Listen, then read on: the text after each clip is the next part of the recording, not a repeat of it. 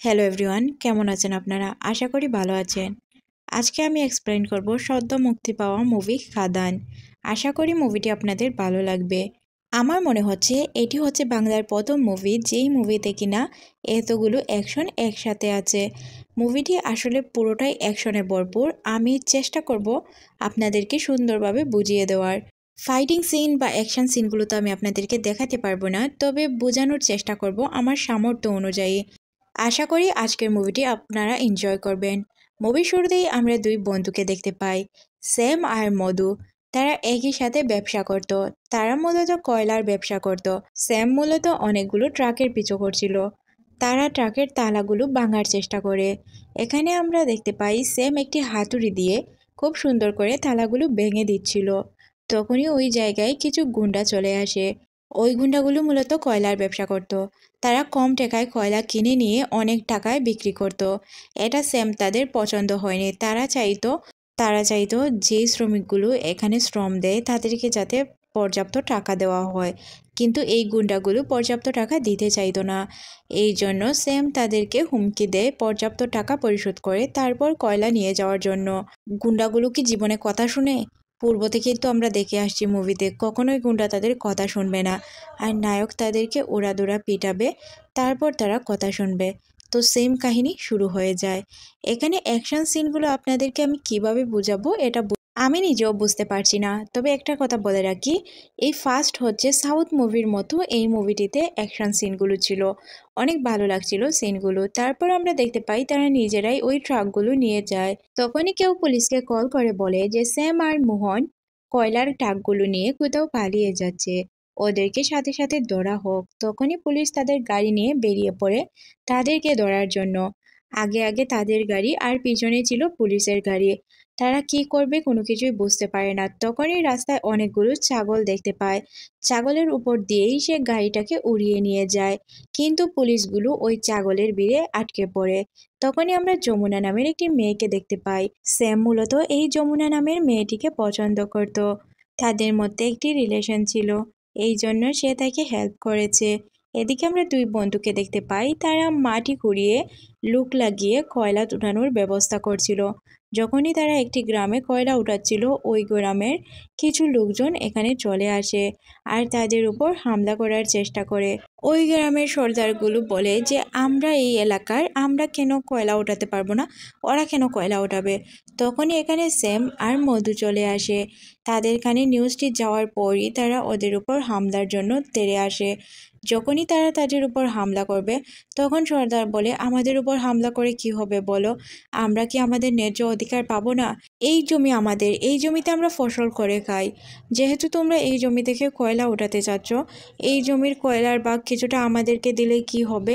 যদি তোমরা এই জমির কয়লার ভাগ আমাদেরকে দাও, তাহলেই আমরা তোমাকে হেল্প করব, না হয় হেল্প করব না। এখানে আমরা দেখতে পাই এই কথাটি তারা মানতে নারাজ ছিল। তারপর যখন সর্দারটি বুঝিয়ে বলে যে এই জমি ছাড়া আমাদের আর কোনো কিছুই নেই, এই জমির বিনিময়ে আমরা মূলত আমাদের পেট চালিয়ে থাকি বা কাজ করে থাকি, তখন সে তাদেরকে প্রমিস করে তাদেরকে তাদের ন্যায্য অধিকার ফিরিয়ে দিবে, তাদের কোনো কষ্ট হবে না। পরদিন আমরা দেখতে পাই তারা একটি প্রোগ্রামে গিয়েছিল। ওই জায়গায় মূলত এমএলএ তাদের সাথে দেখা করতে আসে। এমএলএ তাদেরকে বলে যে আমরা যদি একসাথে মিলে কাজ করি, তাহলে আমরা অনেক কাজ করতে পারবো, আমরা অনেক দূর এগিয়ে যেতে পারবো। তখনই ওই জায়গায় হামলা শুরু হয়ে যায়। হামলার মাঝে এমএলএ স্যামকে বলে যে তুমি এখান থেকে চলে যাও, না হয় তোমার বিপদ হতে পারে। স্যাম বলে বন্ধু যখন বলেছি বিপদের সময় বন্ধুর অবশ্যই পাশে থাকবো, একসাথে মরবো, না হয় একসাথেই বাঁচবো। স্যামের বলা কথাটি এমএলএর অনেক পছন্দ হয়। এখানে স্যাম ফাইট করতে শুরু করে ওই গুন্ডাদের সাথে। এখানেও উড়াদুরা কিছু ফাইটিং সিন হয়। এই মুভিটা যেহেতু অ্যাকশন মুভি, এই মুভিতে কিছুক্ষণ পর পরই আপনারা কিছু অ্যাকশন সিন দেখতে পারবেন। তবে অন্য মুভির চেয়ে কিছুটা আলাদা ছিল এই মুভির অ্যাকশন সিন। এইভাবে স্যাম এমএলএকেও বাঁচিয়ে নিয়ে যায়। মুভির শুরুতেই আমরা যেই ডিলারকে মারতে দেখেছিলাম, ওই ডিলারটি মূলত এমএলএর হয়ে কাজ করত, যার কারণে তারা বন্ধু হয়ে যায়। পরের সিনে আমরা স্যাম এবং মোহনের বিয়ের সিন দেখতে পাই। তারা দুইজনই তাদের পছন্দের মেয়েকে বিয়ে করে। দুই বন্ধু মিলে ব্যবসায় অনেক উন্নতি করতে শুরু করে। ব্যবসায় উন্নতির সাথে তাদের শত্রুও বাড়তে শুরু করে। এদিকে স্যামের একটি পুত্র সন্তানের জন্ম হয়। স্যাম এতে অনেক খুশি হয়। তখনই স্যামের কানে কানে মধু একটি দুঃসংবাদ দেয়। তখন স্যাম বলে যে আমি এটা ম্যানেজ করে নিব। মধু বলে তোর যাওয়ার প্রয়োজন নেই বন্ধু, আমি দেখে নিব। স্যাম বলে আমি বিড়াল মারতে যাচ্ছি, বাঘ নয়, যে আমাকে এত ভয় দেখাচ্ছিস। সমস্যা নেই, আমি এটা ম্যানেজ করে নিব, তোরা এই দিক ম্যানেজ করে রাখ। এটা বলে সে এখান থেকে চলে যায় গুন্ডাদের মারার জন্য। যখনই সে ওই জায়গায় পৌঁছায়, ওই জায়গার প্রত্যেকটি গুন্ডাকে সে সুন্দর করে মেরে ফেলে। গুন্ডাগুলো মূলত এমএলএকে মারার জন্য এসেছিল। ওই দিন এমএলএর উপর যারা হামলা করেছিল তারাই হচ্ছে এই গুন্ডাগুলো। তারা এমএলএকে মারতে এসে শ্যামের সামনে পড়ে যায়, আর শ্যাম তাদেরকে খুব বাজেভাবে মারে। শ্যাম যখন তাদেরকে এইভাবে মারছিল তখন পুলিশের কানে এই নিউজটি চলে যায়। শ্যাম এখানে অনেক সুন্দর একটি ডায়লগ দেয়, কি মনে করেছিস পরিবারের সাথে আছি বলে অ্যাকশন ভুলে গিয়েছি? এটা তো কখনোই হতে পারে না। তখনই ওই জায়গায় পুলিশ চলে আসে। পুলিশ যে এসেছে সে এটা বুঝতে পারে না, ভুল করে পুলিশের উপর আঘাত করে বসে। পুলিশের উপর আঘাত করার কারণে পুলিশ তাকে ধরে নিয়ে যায়, রিমান্ডে রেখে তাকে মারধর করে। স্যামের ওয়াইফ তাকে দেখে কান্না করে এখান থেকে চলে যায়। পরদিন তার ওয়াইফ জানতে পারে স্যাম পাশ লেগে মারা গিয়েছে। পরের সিনে আমরা মধুকে দেখতে পাই, এখন সে একাই সবকিছু রাজত্ব করছিল। আর এটা ছিল ফ্ল্যাশব্যাকের কিছু সিন। বর্তমানে আমাদের স্যামের ছেলে মধুকে দেখানো হয়। মধু পুরোপুরি তার বাবার মতোই দেখতে হয়েছে। সে এখানে লতিকা নামের একটি মেয়েকে অনেক পছন্দ করে। দুইজনের মধ্যে ভালোবাসার সম্পর্ক ছিল, হয়তো পরবর্তীতে তারা বিয়ের প্ল্যান করছিল। মধু যখন তার মায়ের কাছে আসে, তার মা বলে তুই এখানে সর্দার হলেও তো পারিস, তোর বাবা সিন্ডিকেটের লাইনে ছিল, তুই এই লাইনে গেলে অনেক টাকা ইনকাম করতে পারবি। মধুর এইসব একদমই পছন্দ ছিল না। মধুর মা আরও বলে রাজনীতিতে যেতেও তো পারিস, তুই কিছুই কি করবি না? মধু বলে আমি কখনোই চুরি করব না, চোরদের সাথে আমি কাজ করতে চাই না। আমার বাবা কেমন ছিল আমি তো দেখতে পাইনি, সে তো জেলেই মারা গিয়েছে, তাকে দেখার মতো তো কিছু নেই। এটা শুনে তার মা তাকে চড় দিয়ে বসে, আর সে এখান থেকে চলে যায়। রাতে যখন সে বাসায় ফিরে দেখতে পায় তার মা দরজা বন্ধ করে বসে আছে।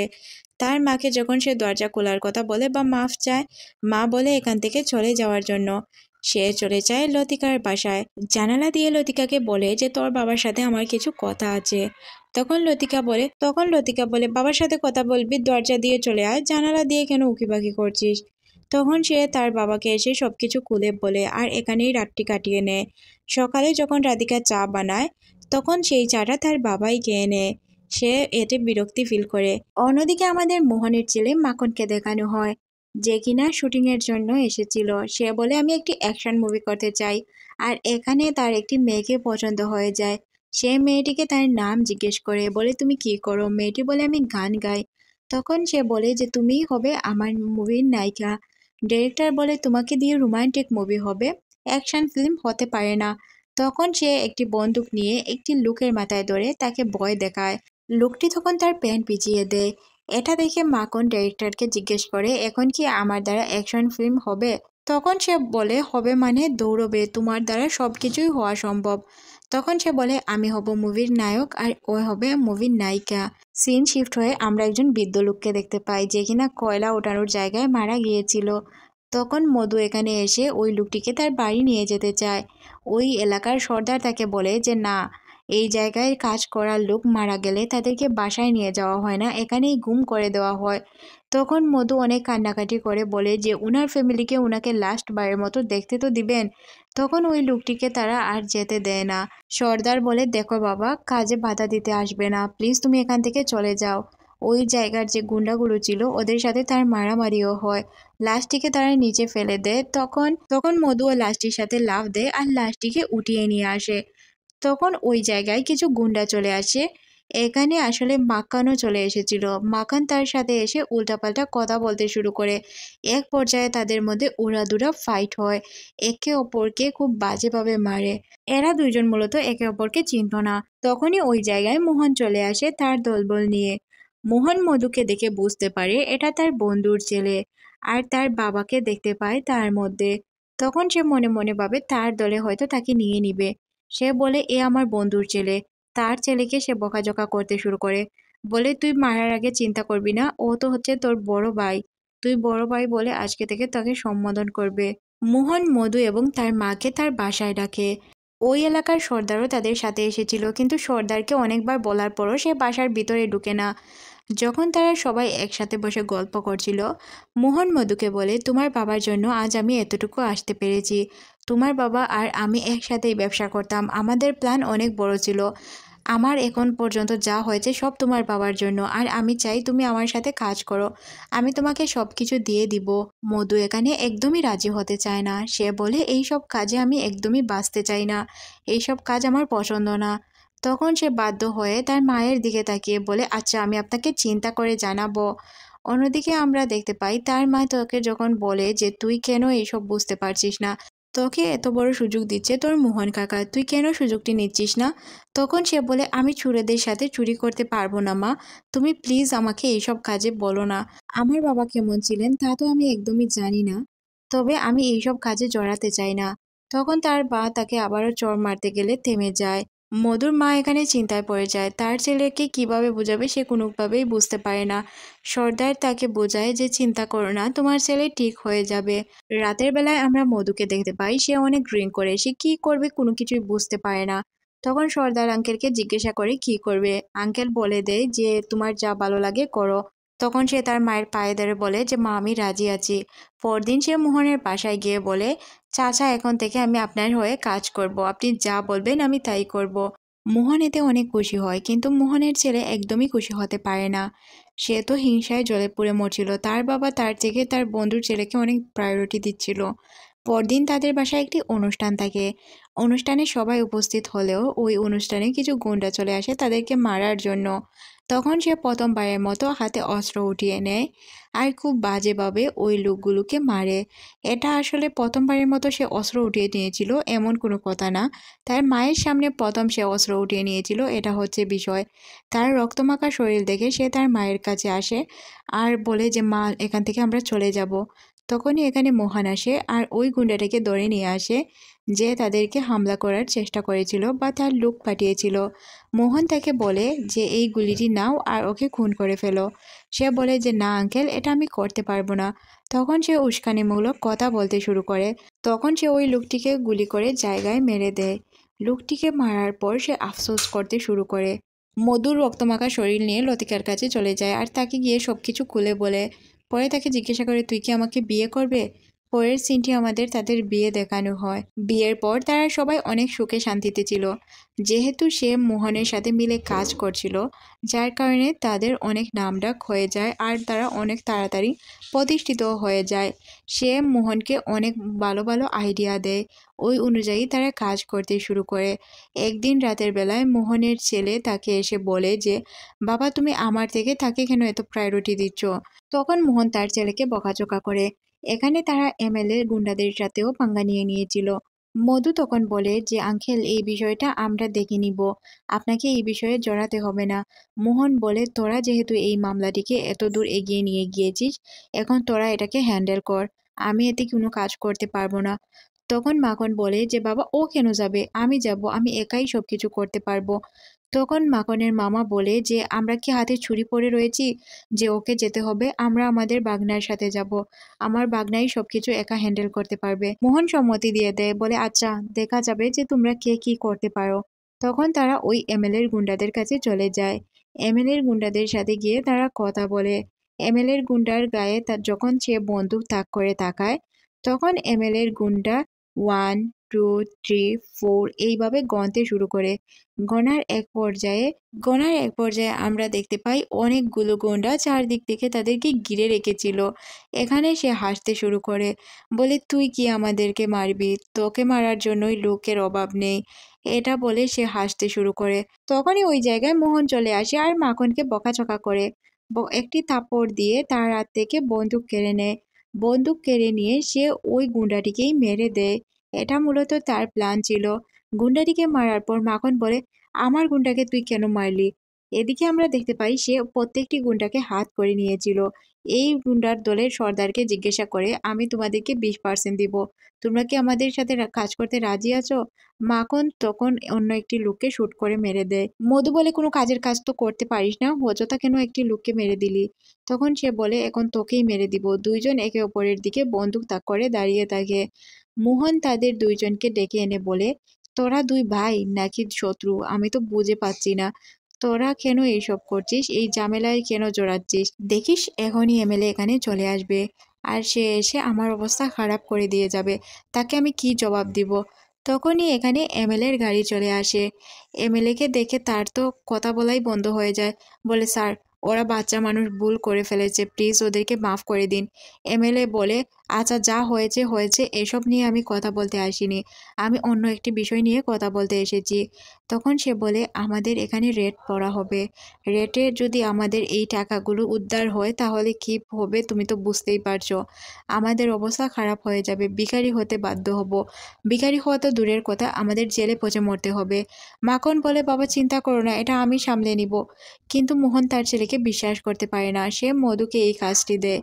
পরদিন আমরা মধুকে দেখতে পাই, সে টাকার বস্তাগুলো সুন্দর করে একটি নৌকায় ভরে অন্য কোথাও পাচার করে দেয়।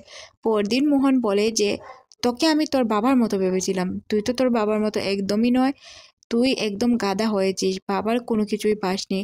তখনই মোহনের পায়ের নিচ থেকে একটি নৌকা উঠতে শুরু করে, আর ওই নৌকাতে ভরপুর ছিল টাকায়। টাকাগুলো দেখে মোহন অনেক খুশি হয়ে যায়। বলে, তুই তো একদমই তোর বাবার মতো হয়েছিস, তোর বুদ্ধি তো রোগে রোগে ঘুরে, তুই তো তোর বাপের বেটা, এটা আমি এতক্ষণে বুঝতে পেরেছি। এদিকে আমরা দেখতে পাই তারা তাদের প্ল্যান অনুযায়ী কাজ করে অনেক দূর পর্যন্ত এগিয়ে যায়। একদিন যখন বাইকে করে যাচ্ছিল মধু, তখন তার সামনে একটি বৃদ্ধ লোক আসে আর বলে যে, আমার মেয়েকে কেউ কিডন্যাপ করে নিয়েছে, প্লিজ বাবা তুই আমার মেয়েকে বাঁচিয়ে নিয়ে আয়। তখন সে ওই মেয়েটিকে বাঁচানোর জন্য চলে যায়। বাঁচিয়ে যখন বাইকের পিছনে করে নিয়ে আসছিল, তখন পুলিশ তাকে আটকায় আর বলে, এই মেয়েটিকে কি তুই কিডন্যাপ করেছিস? তখন সে বলে, না আমি ওকে কিডন্যাপ করিনি। পুলিশ তাকে জোর জবরদস্তি বলতে শুরু করে, তুই কিডন্যাপ করেছিস। তখন সে জিজ্ঞাসা করে, মেয়েটিকেই জিজ্ঞাসা করো। মেয়েটি তার দিকে আঙ্গুল তাক করে তাকায়। এদিকে আমরা মাখনকে হাসতে দেখি। মধু খুব ভালোভাবেই বুঝতে পারে এগুলো মাখন ছাড়া আর কারো কাজই ছিল না। পরদিন মোহন তাকে জেল থেকে ছাড়িয়ে নিয়ে যায় আর বলে যে, বাবা যা হয়েছে সব কিছু বাদ দিয়ে দে, আমি জানি আমার ছেলে এইসব করেছে। তখন সে বলে যে, চাচা আমি আপনার সাথে আর কাজ করতে পারবো না। এটা বলে সে এখান থেকে চলে যায়। তার চলে যাওয়াতে মোহনের অনেক ক্ষতি হয়। অন্যদিকে আমরা মধুকে বলতে দেখি, এতদিন কোনো কিছু করিনি, আজ আমি তোকে ছাড়বো না। তখন তার মা তাকে আটকায়, বলে, তোর বাবা জেলে মারা গিয়েছে, তুই কি জেলেই মারা যাবি? প্লিজ বাবা এমনটা করিস না, তুই যদি এমনটা করিস আমি নিজেকে শেষ করে দিব। তার মা তার গলায় ছুরি ধরে বলতে থাকে, প্লিজ বাবা তুই এইসব ছেড়ে দে, তুই ছেড়ে দিয়ে ভালো মানুষের মতো হয়ে বাঁচ। যে মা তাকে ওই রাস্তায় ঠেলে দিয়েছিল সেই মাই তাকে এইসব বলছিল, যার কারণে সে কোনো কিছু না করার সিদ্ধান্ত নেয়। তবে মোহন এসে মাখনকে খুব বাজেভাবে মারে, বলে, তুই এত বড় শিকারকে আমার হাতছাড়া করেছিস, তোকে আমি ছাড়বো না। মধু বাড়ি বসে ড্রিঙ্ক করছিল, তখনই এখানে মাখন চলে আসে। বলে যে, কি করছিস, ড্রিঙ্ক করছিস? এই ড্রিঙ্ক তোর জন্য না, এটা আমার জন্য। এটা বলে সে ড্রিঙ্ক করতে শুরু করে। বলে, ছোট লোকের বাচ্চা, এইসব তুই পাওয়ার যোগ্যই না, আমার বাবা তোকে এত দূর পর্যন্ত এনেছে, আর তুই নাকি আমার সাথে বেয়াদবি করিস। তখন সে ওই মেয়েটির রূপের প্রশংসা করতে শুরু করে, তুমি অনেক সুন্দরী। সে আজে বাজে প্রশংসা করে বলতে শুরু করে, ঠিক কার মতো? এটা বলে সে মধুর মায়ের নাম নেয়। মধুর মায়ের নাম শুনে মধু অনেক রেগে যায় আর ড্রিঙ্কের বোতল দিয়ে তার মাথায় মারে। মাথায় মারার কারণে সে ওই জায়গায় মারা যায়। যেহেতু ছেলে মারা গিয়েছিল, মোহনের তো অবস্থা খারাপ হয়ে যায়। সে এখানে কান্না করতে থাকে তার ছেলের জন্য। তখন এমএলএর বাসায় ছিল মধু। এমএলএ বলে, আমি খারাপ কিছুর ইঙ্গিত পাচ্ছি, তুমি প্লিজ একটু সাবধানে থেকো। তখনই মোহন কল করে বলে যে, তুই আমাদের ফার্ম হাউসে চলে আয়, তোর সাথে আমার পুরনো হিসেব আছে। এটা বলে সে তাকে নিয়ে যায়। মূলত মধুর ফ্যামিলির অনেকগুলো লোককে মেরে দিয়েছিল, তার মা, বউ এবং কিছু লোককে সে কিডন্যাপও করে রেখেছিল। তখন সে এখানে এসে ওই লোকগুলোকে মারতে শুরু করে। মারার এক পর্যায়ে আমরা দেখতে পাই যে সে আসলে তার প্রত্যেকটি ফ্যামিলি মেম্বারকেই এখানে রেখেছিল, সাথে তার মামাও ছিল। বন্দুক তাক করে রাখার কারণে এখানে মোহন অনেক মার খায়। মোহন বলে, আমি আর তোমার বাবা অনেক ভালো বন্ধু ছিলাম, আমরা অনেক দূর যাওয়ার প্ল্যান করি, কিন্তু তোমার বাবা সব জায়গায় ভালো মানুষই দেখায়। তখনই মোহনের মা যমুনা বলে ওঠে, হ্যাঁ, এক ছিল নীল রাজা আর এক ছিল লাল রাজা। লাল রাজা অনেক দয়ালু ছিল, কিন্তু নীল রাজা একদমই দয়ালু ছিল না। লোভে পড়ে নীল রাজা লাল রাজার খাবারে বিষ দিয়ে দেয়।